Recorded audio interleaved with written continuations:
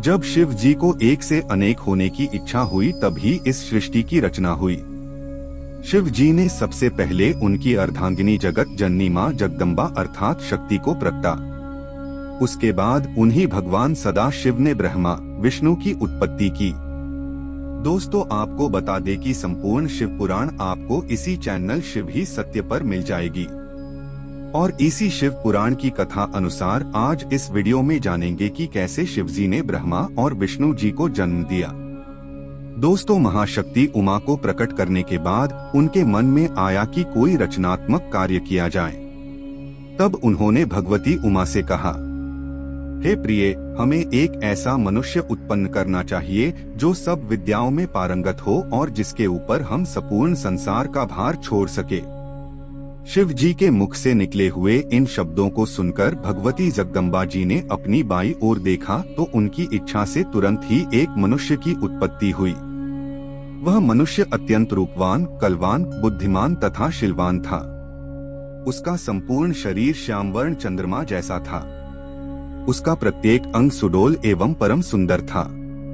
वह संपूर्ण विद्याओं का निधान, महाप्रतापी, सिद्धरूप तथा पवित्र था।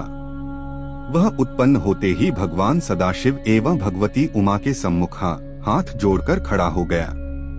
उस सुंदर मनुष्य को देख उमा सहित शिव जी प्रसन्न हुए। वह भी इन दोनों को देखकर बहुत हर्षित हुआ। फिर उसने हाथ जोड़कर इन दोनों की स्तुति और प्रशंसा करते हुए प्रार्थना की, हे पिता एवं हे मातेश्वरी, आप मेरा नाम रखकर मेरे योग्य जो कार्य हो उसे बताइए। यह सुनकर शिव जी बोले, तुम्हारा नाम विष्णु होगा। संपूर्ण सृष्टि में तुम्हारे समान तेजस्वी तथा प्रतापी अन्य कोई भी प्राणी प्रकट न होगा। तुम्हारा यश संपूर्ण संसार में निरंतर फैला रहेगा। संसारी मनुष्य तुम्हें हरि, चतुर्भुज, भगवान, अच्युत आदि नामों से पुकारेंगे। तुम भक्तों के मनोरथ पूर्ण करने के लिए उत्पन्न किए गए हो। अब तुम्हें यह उचित है कि तुम तपस्या करो, जिससे तुम्हें और अधिक तेज और सामर्थ्य की प्राप्ति हो। इतना कहकर भगवान सदाशिव ने विष्णु को योग विद्या का उपदेश दिया। तब विष्णु एक स्थान पर बैठकर तपस्या करने में संलग्न हो गए। वे दिव्य सहस्त्र वर्ष तक एक ही आसन पर बैठ योग साधना द्वारा भगवान सदाशिव का ध्यान करते रहे। परंतु जब उन्हें तपस्या का कुछ भी फल प्राप्त नहीं हुआ तो उनके हृदय में अत्यंत शोक हुआ। उसी समय जिस प्रकार वर्षा में बादल गरजते हैं, ठीक उसी प्रकार ये आकाशवाणी हुई, हे विष्णु, तुम मन लगाकर फिर से तप करो, क्योंकि हम सुगमता से किसी को दिखाई नहीं देते।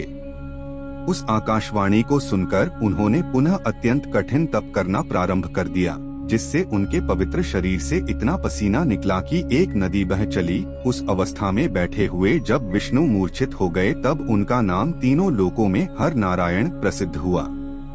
वे इस प्रकार मूर्छित हुए जैसे कोई निद्रा में शयन कर रहा हो। उसी दशा में भगवान सदाशिव की इच्छा से उन विष्णु की नाभि से एक कमल की उत्पत्ति हुई। उस कमल में बहुत सी पंखुड़ियां थी। वह देखने में बहुत ऊंचा, मनोहर तथा लंबा था। इसके पश्चात शिव जी ने ब्रह्मा जी को अपनी दाहिनी भुजा से उत्पन्न किया और उसी कमल में बैठा दिया। उनका रंग लाल था। उनके 4 मस्तक थे, चारों दिशाओं में खुले थे। उनके सभी अंग विष्णु के समान ही थे। वह भी अत्यंत तेजस्वी तथा सामर्थ्यवान थे। उसी समय एक आकाशवाणी हुई कि, हे पुत्र, तुम्हारे अज, ब्रह्मा, धाता, विधाता, बहुगर्भ आदि अनेक नाम होंगे।